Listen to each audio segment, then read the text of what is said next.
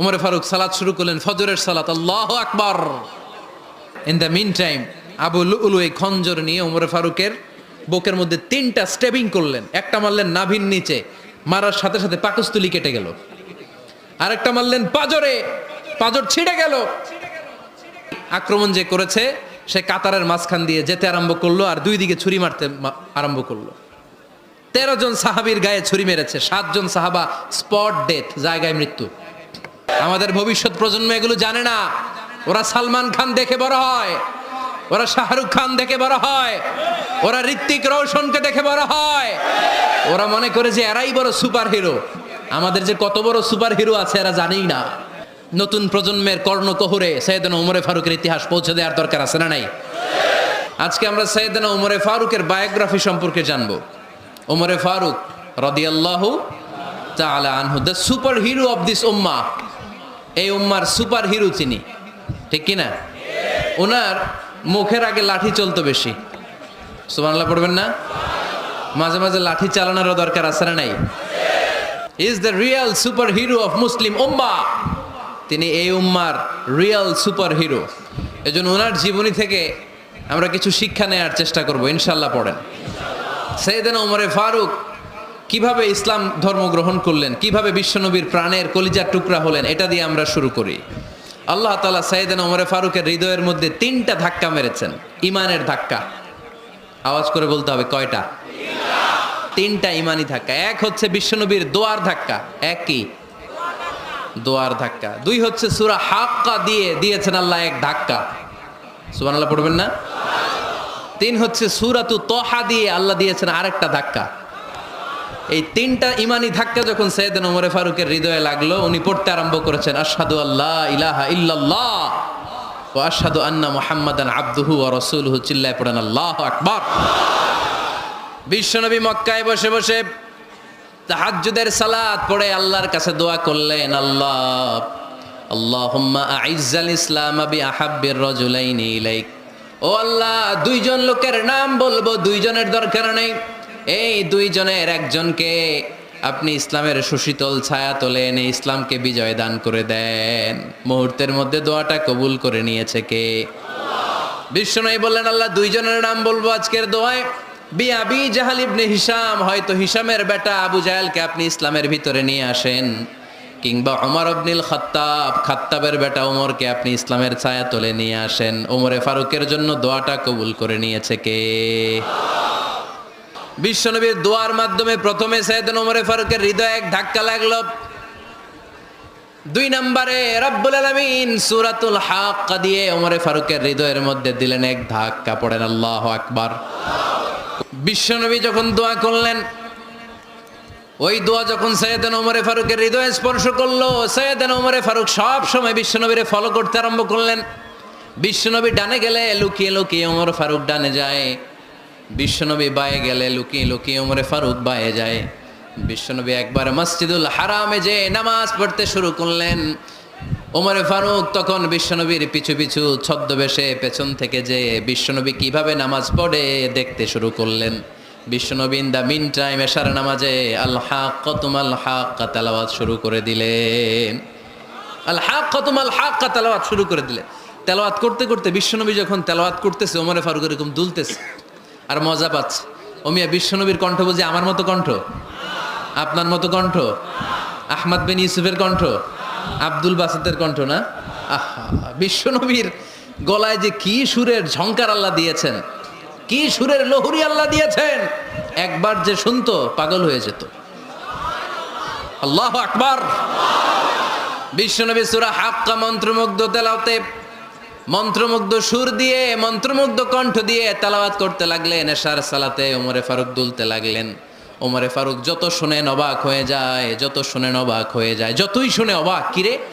কারণ তিনি আরবি ভাষা বুঝতেন। এত সুন্দর শব্দের গাঁথনি, এত প্রাঞ্জল বর্ণনা, এত সুন্দর অন্তমিল, এটা কবিতা না হয়ে পারে না।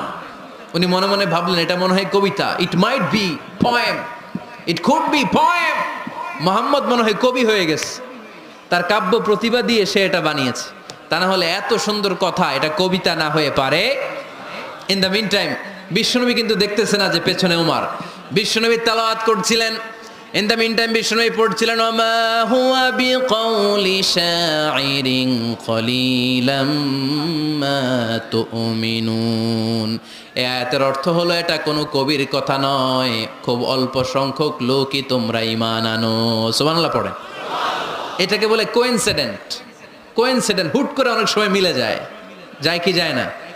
আপনি একজনের কথা ভাবতেছেন, বাজারে গেলেন, বাজারে যেই দেখেন ওই লোকটা দাঁড়ায় আছে, এরকম হয় কি হয় না? কোইন্সিডেন্ট। ওমরে ফারুক মনে মনে যেটা ভাবতেছে ওই কথা দিয়ে বিশ্বনবী তেলাওয়াত করতেছে, আল্লাহু আকবার। বিশ্বনবী যে আয়াত তেলাওয়াত করছিলেন, আয়াতের অর্থ হলো এটা কোনো কবির বানানো কবিতা না, খুব অল্প সংখ্যক লোকই তোমরা ঈমান আনো। ওমরে ফারুক আটকে উঠলেন, থমকে দাঁড়ালেন। ঘটনা কি? আমি মনে মনে ভাবলাম, কিরে এত সুন্দর কথা, এটা তো মানুষের কথা হতে পারে না, এটা নিশ্চয়ই কবিতা, কবির কথা। কিন্তু মোহাম্মদ এখন আবার পড়তেছে ওমা হুয়া বিকাউলি শাইর, এটা কোনো শায়েরের কবির কথা নয়। কলিলাম মা তুমিনুন, অল্পই তোমরা ঈমান আনো। তার মানে আমার মনে যা চলে মোহাম্মদ এটা টের পায়। মোহাম্মদ গণক। নাউজুবিল্লাহ পড়বেন না? মোহাম্মদ অনেক বড় মাপের একজন গণক।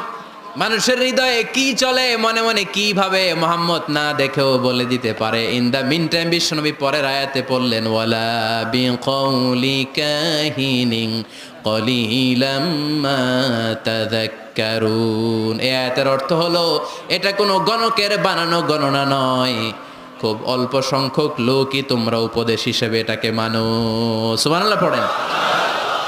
এবার আর ওমরে ফারুকের সহ্য হয় না, কি আজীব তামাশা। প্রথমে মনে করলাম কবিতা, মোহাম্মদ কয় কবি না, সে কবি না, এটা কবিতা না। তারপর ভাবলাম সে গণক, সে আয়াত পরে পরে বলে দিল এটা গণনা নয়, তাহলে এটা কি? এটা কি কবিতাও না, গণনাও না, তাহলে এটা কি? বিশ্বনবী তখন বললেন তানজিলুম মির রাব্বিল আলামিন। সুবহানাল্লাহ পড়েন। পরের আয়াত ছিল তানজিলুম মির রাব্বিল আলামিন। এটা দুনিয়ার কোনো কবির বানানো কবিতা না, এটা কোনো গণকের গণনা না, এটা কোনো সাহিত্যিকের বানানো সাহিত্য নয়, এটা মহাবিশ্বের পরিচালক রব্বুল আলামিনের কাছ থেকে পাঠানো কিতাব কোরআন। সূরা হাক্কার ধাক্কায় ওমরে ফারুক কাইত, এই ধাক্কা খেয়ে উথাল পাথাল হৃদয়ের মধ্যে, হায় রে এ কি বাণী, এ কেমন কথা, কে মুহাম্মদ? তারপরও শয়তানের ওয়াসওয়াসা আছে না নাই? আল্লাহ বলে যতই ওয়াসওয়াসা ওমরকে দেয়া হোক, আমি ওমরে ফারুককে এই মুসলিম উম্মাতের সেনাপতি বানিয়ে ছাড়বো, আমি সেনাপতি বানাবো। এবার 3 নাম্বার ডোজ। ডাক্তারের কাছে গেলে প্রথমে দেখবেন সিম্পল ডোজ দেয়, নর্মাল ওষুধ, এটাতে কাজ না হলে ডোজ বাড়ায়, একেবারে কাজ না হলে অ্যান্টিবায়োটিক মারে, আছে না নাই?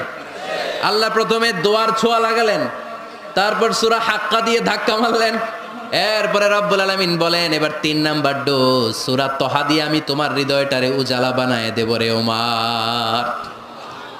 শয়তান ওদিক দিয়ে ওয়াসওয়াসা, খেলা 2 দিক থেকে চলতেছে। আল্লাহ তাআলা হেদায়েতের রাস্তায় টানছে, শয়তান জাহান্নামের দিকে টানছে। ঘোষণা দেয়া হলো মক্কায়, মুহাম্মদের মাথা কেটে এনে দিলে এত এত স্বর্ণ মুদ্রা দেয়া হবে। ওমরে ফারুক রাজি হয়ে গেলেন, নাঙ্গা তলোয়ার নিয়ে বিশ্বনবীর মাথা কাটার জন্য ছুটলেন। নাউজুবিল্লাহ পড়বেন না? বনু জাহরা গোত্রের এক লোক বলে আইনা ইয়া ওমর, কই যাও? মুহাম্মদের মাথা কাটতে যাই। আরে মুহাম্মদের মাথা কাটতে যাও? তোমার বোন ফাতিমা বিনতে খাত্তাব আর তোমার বোন জামাই সাঈদ কদ সাবা, এরা তো ধর্ম ত্যাগ করে ফেলছে, এটা তো আমাদের ধর্ম ত্যাগ করে মুহাম্মদের ফলোয়ার হয়ে গেছে। আগে ওমর ঘর সামলাও, পরে মুহাম্মদের মাথা কাটতে যেও। ওমরে ফারুক অবাক হয়ে গেলেন, তলোয়ার নিয়ে বিশ্বনবীর দিকে না যে নিজের বাড়ির দিকে চলে গেলেন। বিশ্বনবীর আপন বোন ফাতিমা বিনতে খাত্তাব, বোন জামাই সাঈদ আর খাব্বাব রাদিয়াল্লাহু তাআলা আনহু 3 জন মিলে সূরা তহা তেলাওয়াত করছিলেন। পড়েন সুবহানাল্লাহ। মক্কায় লুকিয়ে লুকিয়ে দাওয়াত হতো। খাব্বাব রাদিয়াল্লাহু তাআলা আনহু একটা চামড়ার ফলকের মধ্যে সূরা তহার কয়েকটা আয়াত এনে ওমরে ফারুকের বোন আর বোন জামাইকে শিক্ষা দিচ্ছে, ট্রেনিং দিচ্ছে। সুবহানাল্লাহ পড়েন। লুকিয়ে লুকিয়ে ওমরে ফারুক যখন ঘরে চলে আসলেন, এরা তটস্থ হয়ে গেল। সাইয়েদনা খাব্বাব বিছানার তলায় লুকিয়ে গেলেন। ওমরে ফারুক বললেন দরজা খোলো। ফাতেমা বিনতে খাত্তাব দরজা খোলার পরে নির্মম ভাবে সাইয়েদনা ওমর রাদিয়াল্লাহু তাআলা আনহু বোনের গায়ে আঘাত শুরু করে দিল। বোন জামাইকে আহত করতে শুরু করলো আর বলতে শুরু করলো তোরা পাগল হলি কেন? কি আছে ওই মুহাম্মাদের মধ্যে? কি জাদু নিয়ে এসেছে, সে যাই বলে লোকজন পাগল হয়ে যায়, সবাই তার উপর কালিমা পড়ে ঈমান এনে ফেলে। কি এমন জিনিস তোদের কাছে আছে যেটা দেখে মুহাম্মদকে তোরা ভালোবাসলি? কি আছে? কি পড়তেছিলি আমারে দেখা।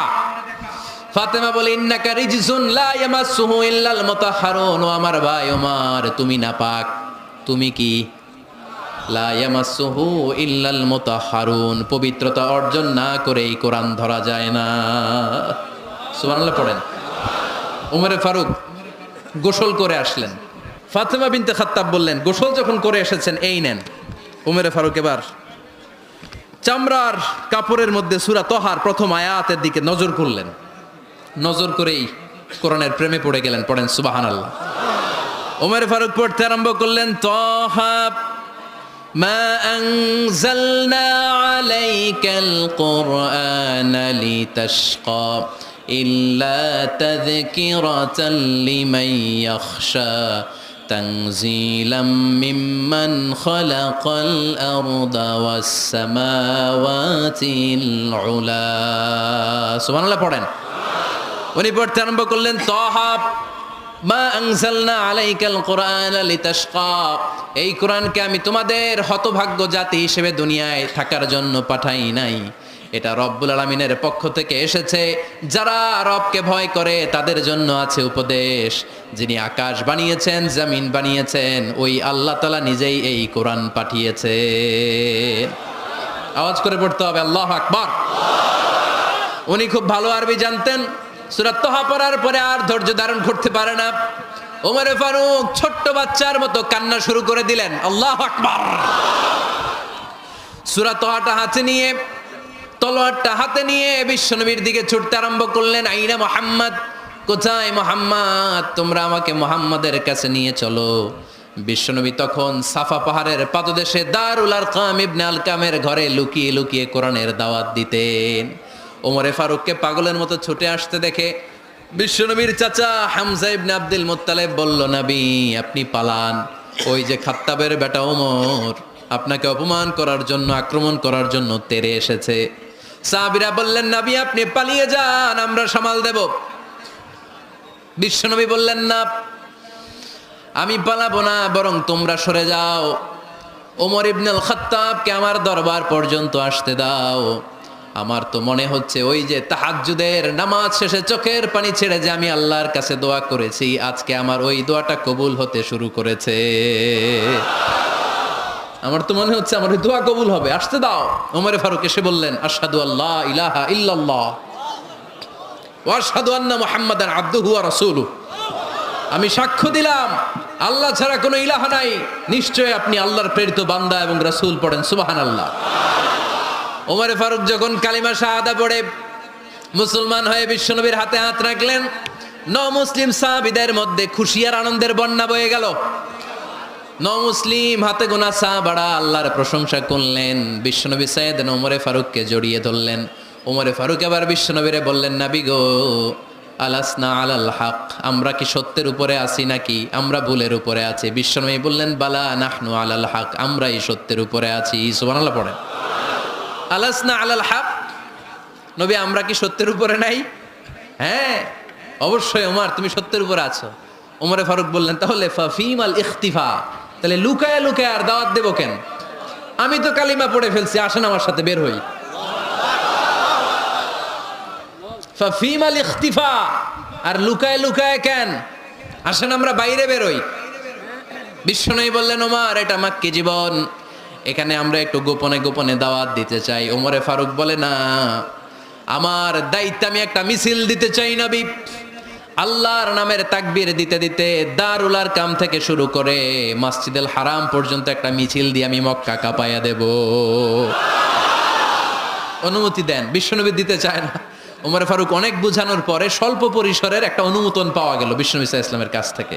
এই 11 জন নিয়েই আমি আল্লাহর নামের তাকবীর দেব। 2 লাইন করলেন। কয় লাইন? 2 লাইন। পেছনে 6 জন, আর এই লাইনের নেতা বানালেন বিশ্বনবীর চাচা হামজাকে রাদিয়াল্লাহু তাআলা আনহু। আর সামনে 5 জন, তার আগে দাঁড়ালেন উনি নিজেই। তাহলে 6 6 12। বললেন এই 2 লাইনই আমরা তাকবীর দিতে দিতে, বেশি না, এই দারুল আরকামের ঘর থেকে আপনারা জানেন যে সাফা মারোয়া এখন যে সাই হয়, এই সাফার পাদদেশে ছিল দারুল আরকামের ঘর। উনি বললেন এখান থেকে ওই যে কাবার গিলাফ দেখা যায়, কাবার গিলাফ পর্যন্ত আমরা এই তাকবীর নিয়ে ওখানে যাব। সুবহানাল্লাহ পড়বেন না? ওখানে উনি দাঁড়িয়ে ছোট্ট একটা ভাষণ দিয়েছিলেন। উনি বলেছিলেন, মান আরাদা আন তাসকুলা উম্মু ওয়া ইয়াতামা ওয়ালাদু ওয়া তারমিলা যাওজাতুহু ফালিয়াসুদ্দানি। খেয়াল করে শুনেন, কান দুইটা খরগোশের কানের মতো খাড়া করেন। উনি এক বাক্যের একটা ভাষণ দিলেন। ভাষণ দিতে জানলে বড় ভাষণ দেয়া লাগে না। এক বাক্যের ভাষণ দিয়ে গোটা বিশ্বকে ঝাঁকুনি মারা যায়। চিল্লায় বলো ঠিক কিনা? ওমরে ফারুক এক বাক্যের একটা ছোট্ট ভাষণ দিলেন। মান আরাদা আন তাসকুলা উম্মু, কে আছো মায়ের এই মক্কায়, কে আছো মায়ের বুক খালি করতে চাও? ইয়াতামা ওয়ালাদু, কে আছো বাচ্চাগুলারে, নিজের সন্তানগুলোরে এতিম বানাতে চাও? কে আছো তারমিলা যাওজাতুহু, নিজের স্ত্রীকে বিধবা বানাতে চাও? ফালিয়া সুদ্দানি, বুকের পাটা থাকলে আমি ওমর রে থামাও। ফালিয়া সুদ্দানি, দেখি মক্কায় কার এত বড় বুকের পাটা। কে আছো মায়ের বুক খালি করতে চাও, সন্তান রে এতিম বানাতে চাও, স্ত্রীকে বিধবা বানাতে চাও? ফালিয়া সুদ্দানি, পারলে আমারে ঠেকাও। এই বলে উনি আল্লাহু আকবার, আল্লাহু আকবার, আল্লাহু আকবার বলে স্লোগান শুরু করে দিলেন। এক এক স্লোগানে মক্কার মরুজমিন থারথার করে কাঁপতে আরম্ভ করলো। এই মিছিল মক্কার কেউ দেয় নাই। মিছিলের আওয়াজ শুনে আবু জাহেল বাইরিস, উতবা বাইরিস, শাইবা, ওয়ালিদ ইবনে মুগিরা সব বের হয়েছে। কিরে, আমার এলাকায় এত বড় স্লোগান, কার এত সাহস? বের হয়ে দেখে মিছিলের সামনে ওমর। ওমর রে দেখে দিছে এক দৌড়। থামানোর মতো বাপের বেটা মক্কায় দ্বিতীয়টা কেউ ছিল না। আওয়াজ করে বলেন ঠিক কিনা? ওমরে ফারুক আল্লাহু আকবার, আল্লাহু আকবার বলে স্লোগান দিতে দিতে মসজিদুল হারামের ভেতরে ঢুকে গেল। কাবার গিলাফ ধরার পরে সেদিন মিছিল থেমেছে। ওই আল্লাহর নামের স্লোগান সেদিন কেউ থামাতে পারে নাই, কিয়ামত পর্যন্ত কেউ থামাতে পারবে না। চিল্লায় বলো ঠিক কিনা?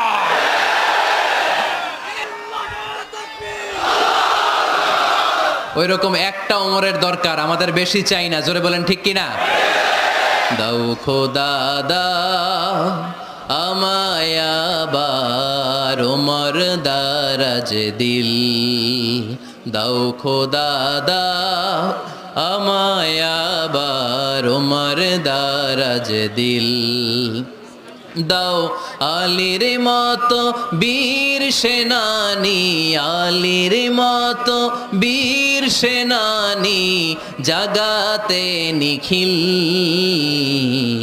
দাও খোদা দাও আমায় আবার ওমর দারাজ দিল। সুবহানাল্লাহ পড়েন।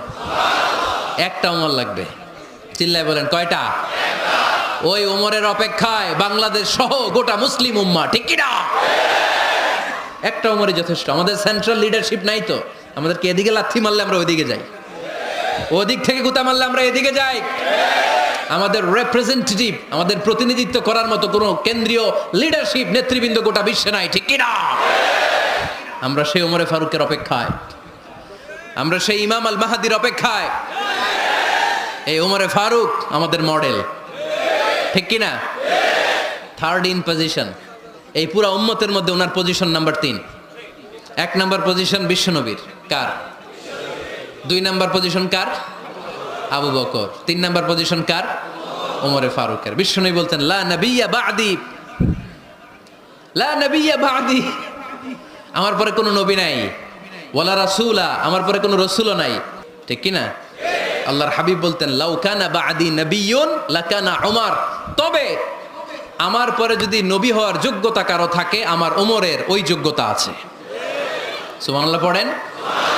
প্রভু তুমি বলেছ রাসূল দেবে না, বলনি দেবে না ওমর, বলনি দেবে না হামজা তারিক, খালিদ বিজয় সমর। প্রভু তুমি বলেছ রাসূল দেবে না, বলনি দেবে না ওমর, বলনি দেবে না হামজা তারিক, খালিদ বিজয় সমর। প্রভু তুমি বলেছ রাসূল দেবে না।